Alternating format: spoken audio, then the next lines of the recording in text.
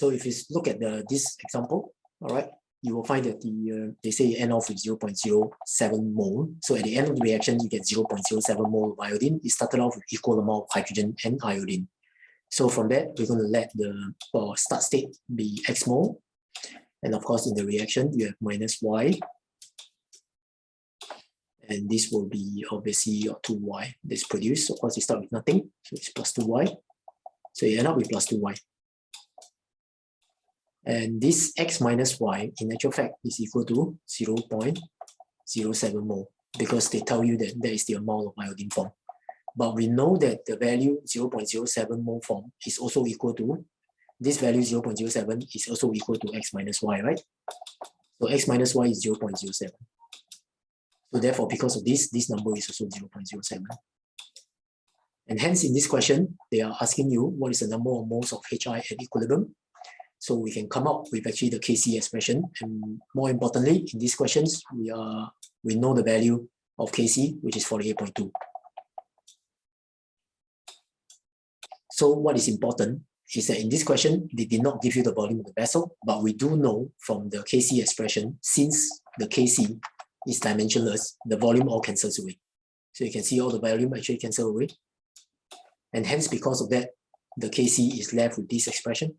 Since we know the number of moles of H2 and the number of moles of iodine, we can substitute them inside, and from there, we can calculate the number of moles of HI. Hence, in conclusion, when you're calculating Kc, it's imperative that you have an ice table, and you actually use the ice table. You need to apply that to the Kc expression, specifically looking at the value from the E row, because E represents at equilibrium, and that is the number of moles or the concentration that you're interested in. Also note that there are times when you're doing your ice table, the unit could be mole per dm cube instead of just mole. Let's take a look at the next example. Next example that we have with 1 mole of PCl5 that's given with 5 dm cube of flask. And that's important because the volume now is given.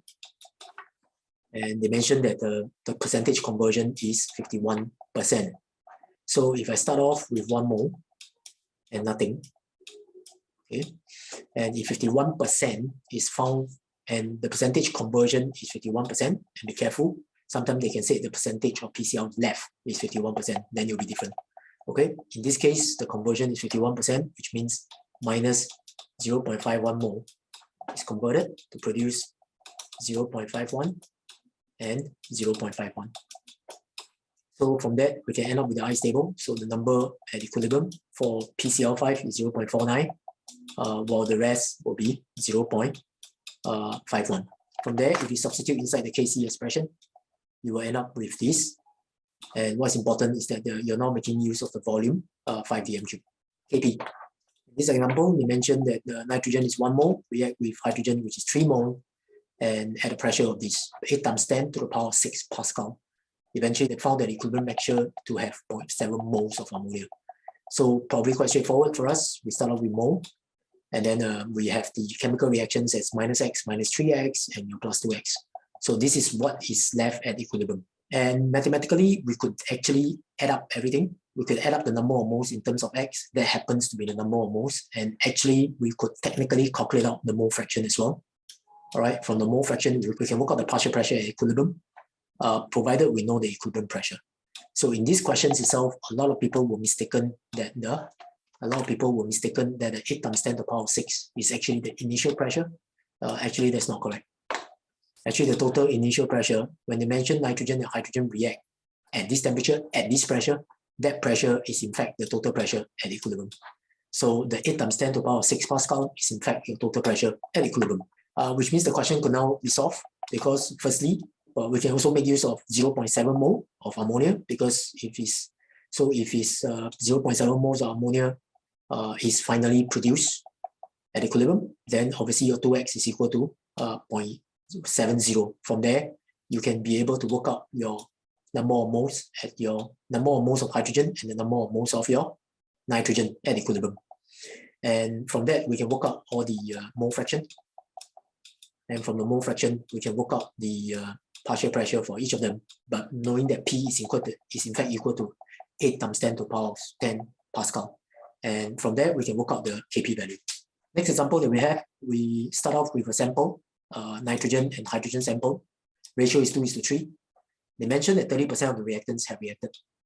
It is important to note that if you do your ice table and you were trying to do this, this will not be correct because they did not state that 30% of nitrogen and 30% of hydrogen gets reacted.